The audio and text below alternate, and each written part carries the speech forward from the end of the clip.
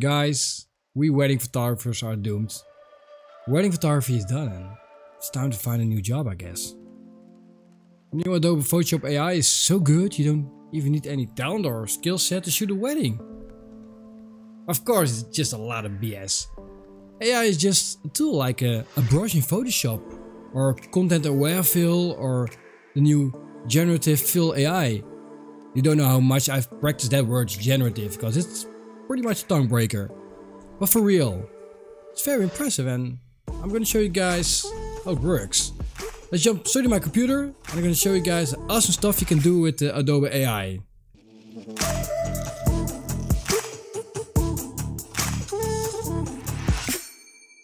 First of all, what am I talking about? Photoshop AI. Well, Photoshop has released a beta version of the new Photoshop. You can download it and I can show you guys how to download it. It's very simple. Well, you go to your, well, not that one, the Adobe Cloud. There, oh, there's an update available, but there you find the beta apps. And here you can download Photoshop Beta. If you download it, you don't have to buy anything or stuff, just can download it and it works and you get an extra Photoshop version on your computer. I've obviously already downloaded it. As you can see in the bottom here, there's a new beta version of Photoshop, including the 2023 version. And I played around with the Photoshop, so I just can't make a video and just try stuff. I first have to know how it works. And it's pretty impressive. And I'm going to show you guys how. So first of all, I'm going to grab a photo of myself, not a wedding photo. Because the problem you've got as a photographer, I think is a problem, is sometimes you have a photo and it's shot in landscape, or sorry, not landscape, in portrait mode. So standing photo, Instagram photo. But for your website, it will be way much easier if it would be like a horizontal photo, a landscape photo. So you already could do that with the content aware fill of Photoshop. So I'm going to show you guys. I can, well, show you guys. I can make the photo 3:2. So I made it horizontal. You could use the content aware fill. And it fills it up, but it doesn't use real AI technology, and it still doesn't work because my elbow is out of the shot and it doesn't create a new elbow. It just creates a strange kind of photo. So AI changes things a lot. So what you do, you select only the border of the photo like this, but since there are two borders, there's an easier way. So you select the photo, but leave a little bit border open, and then you just flip your selection with Shift Command I. I have to check it. Sorry, I'm just used to pressing my keyboard. I'm using a Dutch computer, so my Photoshop is in Dutch, which is pretty annoying because I like the English version better. But just because of my system is in Dutch, everything is in Dutch. So that's just sorry. So if you can't read anything, I will try to translate it in English. So now I've selected the white parts and just a little edge of the photo. And now I can press generative fill and just generate. That's the only thing I do. It's now loading. The problem with, because I got multiple screens, the loading is in the other screen on top of there. So you can't see it, but it's actually doing stuff. So in a moment you will see it filling up with AI technology. And there you go. Done.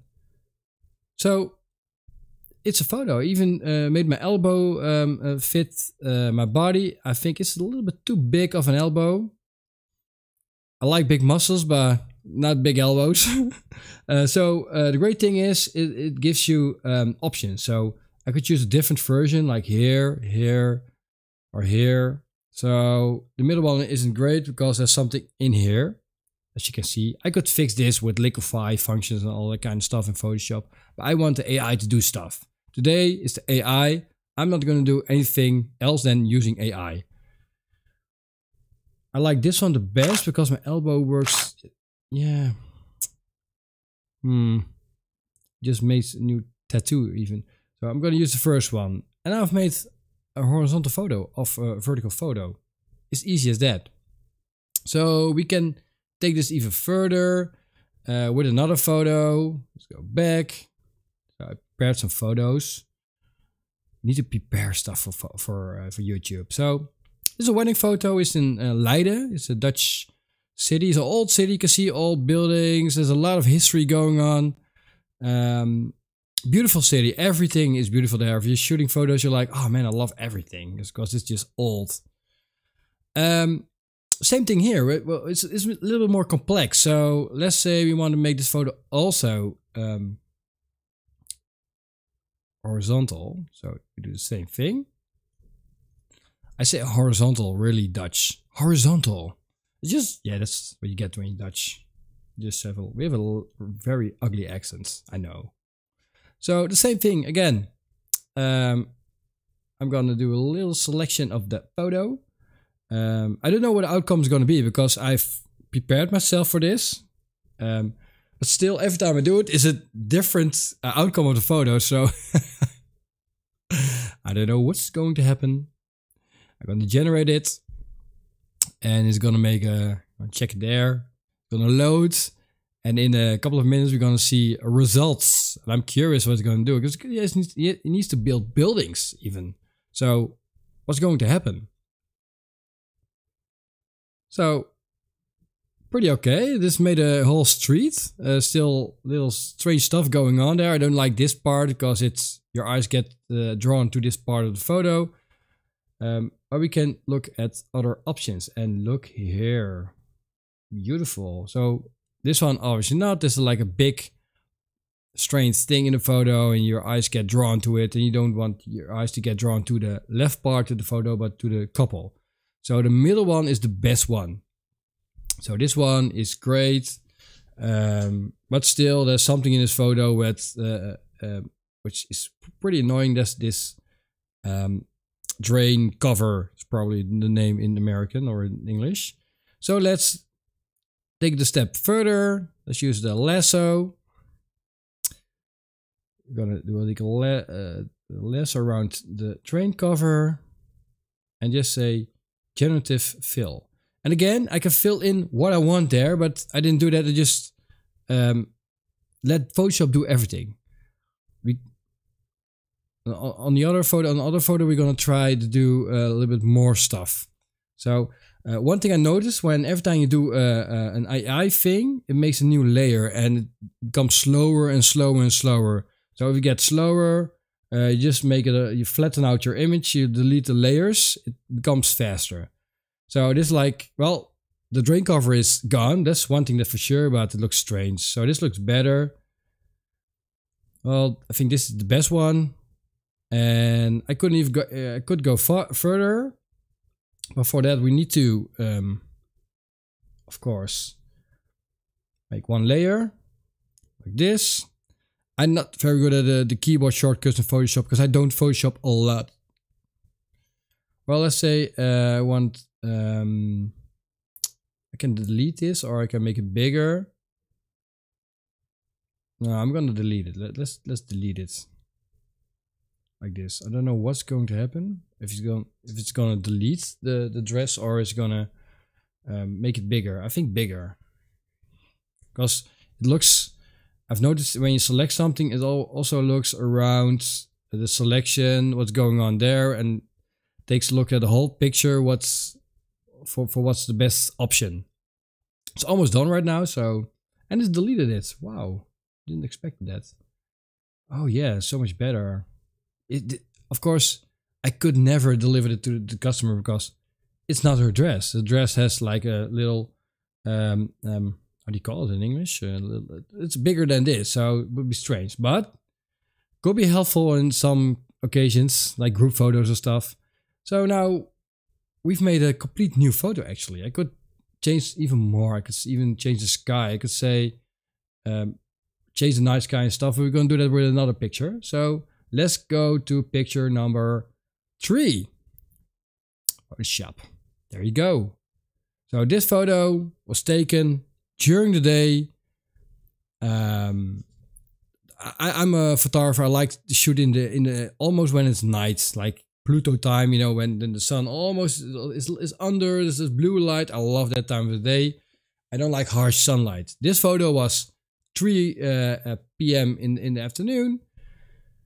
Hard sunlight, no inspirational light. It's just what it is. But you have to shoot photos then. It's not like there was no shadow there or shade. Sorry, you say shade. So I had to deal with what's going on.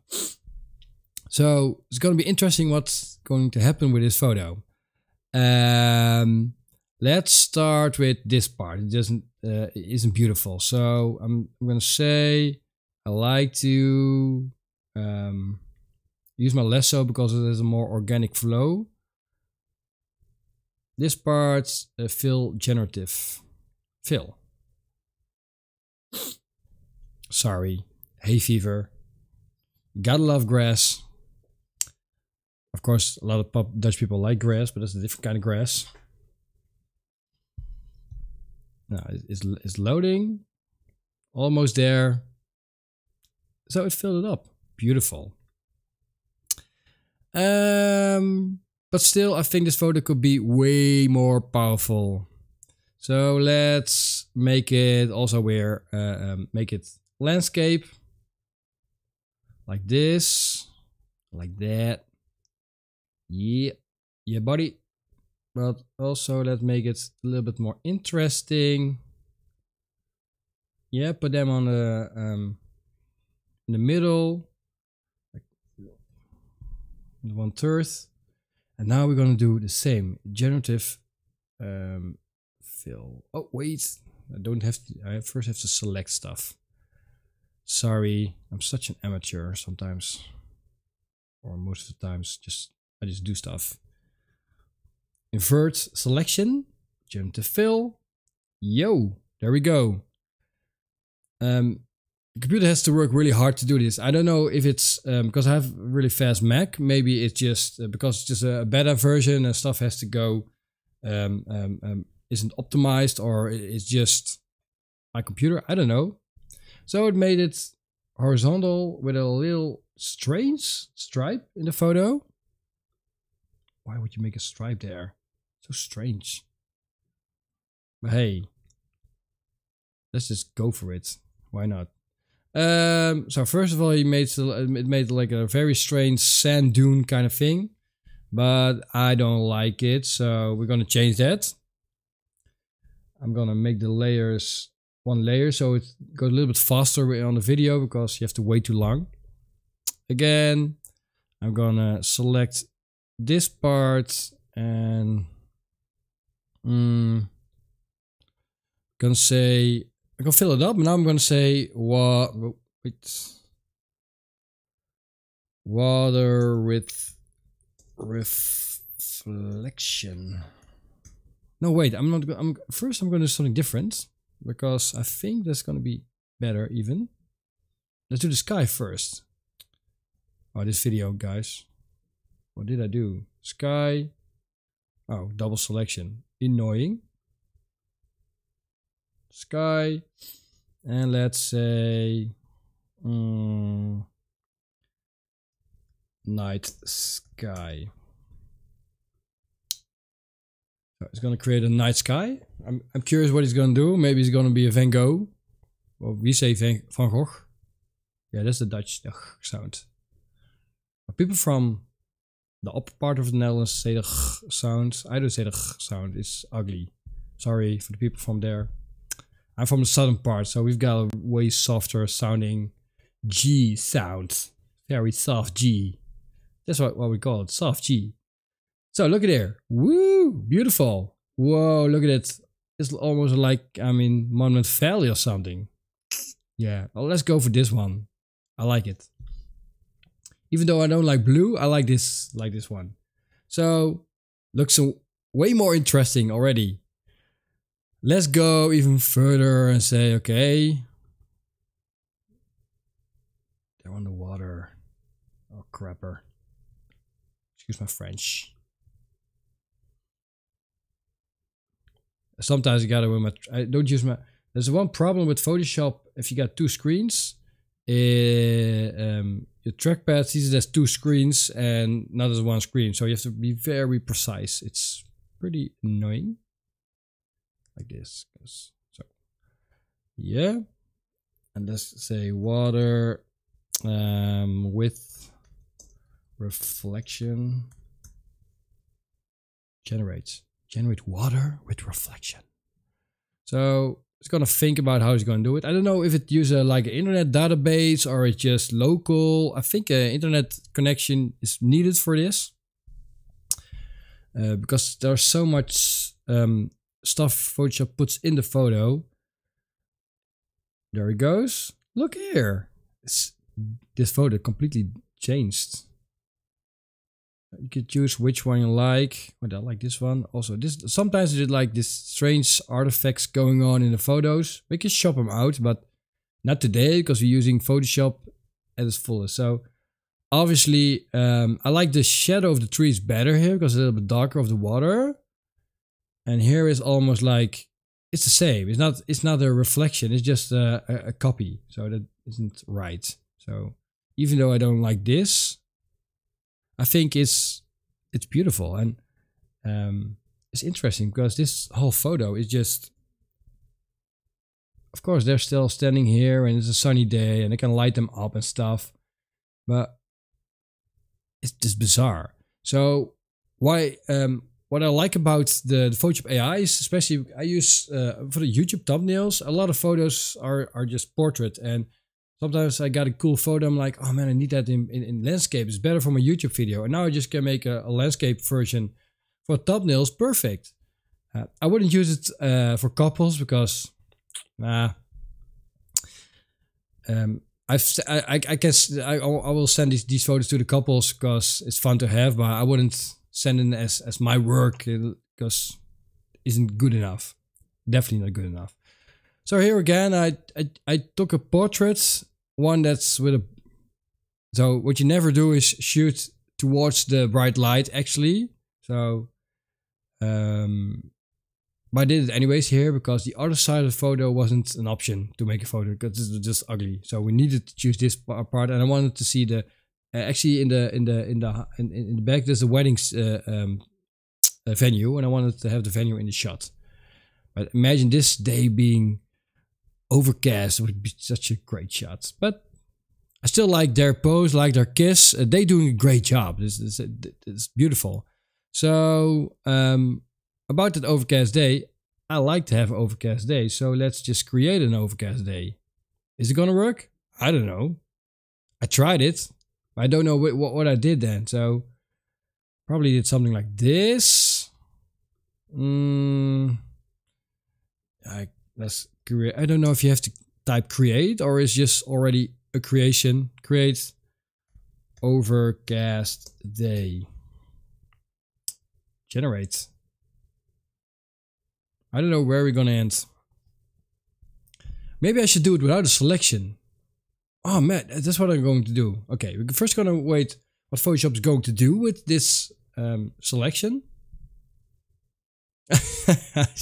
Yes. Okay, so yeah, this is wrong. So many levels. Look at this. It's like a Russian palace. Okay, it's not the best time to create a Russian palace, I can tell you. So I'm gonna delete this layer because this is horrible. So let's say you choose this one. It's like selecting subject. I'm translating for you guys. So now it's selected them. I'm not gonna, well, the selection isn't the best selection.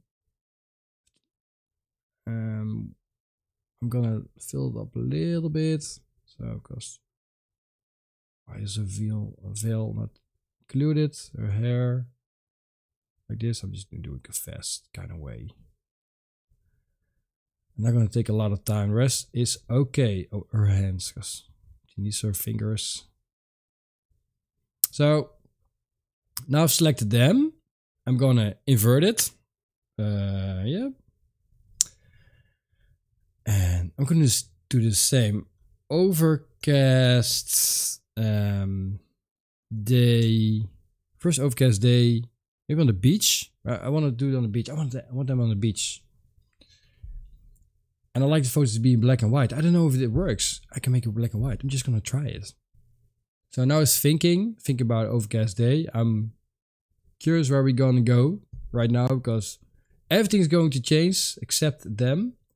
Funny that I talked about the beach and we're actually, this perspective, at a beach. Perfect overcast day. Wow, this is just horrible. Beach. Sea. Okay, maybe I don't know what's gonna happen. See, I want to see the background. Now, I have to do it different. Overcast day. Sea in background. Also, it's a tool. So every tool you have to learn how to work with. So probably if I learn more about what kind of words I gotta use, how the sentences work, you get better and better at it. So this is I just tried it this afternoon. This is the first time. So everything's quite new for me. Already this is actually what I want. A beach setting. So much better than this. Overcast. Well, actually, it isn't overcast. Overcast. Well, this a little bit, but and I like that the light is pretty close, but still it isn't correct. But let's choose this one. This is going to be it. I want to make it a little bit bigger because, of course, I want to make it a landscape because I'm a landscape guy. Landscape. Then I'm going flat. Yeah, I'm gonna do that. Yeah. Again, I'm gonna use the same trick as I used before. Invert. Generative. Let's do this. So I need a little bit more flesh in the photo, so more width. Normally, this photo you would shoot a little bit. You bend down your knees so their heads are above the horizon. It just looks better. I don't like people get stuck with their heads near to the sea, but give them a little more podium. Just if you go, because now it looks like I'm shooting like this. Actually, I would like to see people a little bit bigger than me. It looks better on the photo. So now we've got some kind of